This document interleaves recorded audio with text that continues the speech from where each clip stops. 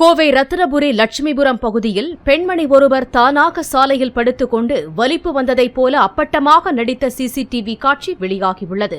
பங்களா வீடுகளுக்கு முன்பு வலிப்பு வந்து துடிப்பதைப் போல் நடித்து தனக்கு உதவி செய்பவர்களிடம் மருத்துவம் பார்க்க கூட காசு இல்லை என கூறி அனுதாபம் தேடி பணம் வாங்குவதையே இப்பெண் வாடிக்கையாக வைத்துள்ளதாக கூறப்படுகிறது. சிசிடிவி காட்சியை பார்த்து உண்மையை அறிந்து கொண்ட வீட்டின் உரிமையாளர் போலீசில் பிடித்துக் கொடுத்து விடுவேன் என கூறியவுடன் அந்த பெண் அங்கிருந்து ஓட்டம் பிடித்தார்.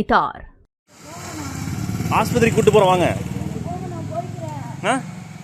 இங்க எங்க நடந்து போயிட்டு இருக்கீங்க? ஆவரமலைக்கு எங்க போறோம்? அங்க பஸ் ஸ்டாப் அங்க இருக்கு. இங்க வாங்க. நான் இங்க வீடியோ எடுத்துட்டு இருக்கேன். போலீஸ்ல பிடிச்சு கொடுத்துருவேன் கண்டிப்பா. எடுத்துட்டேன். இங்க பாருங்க.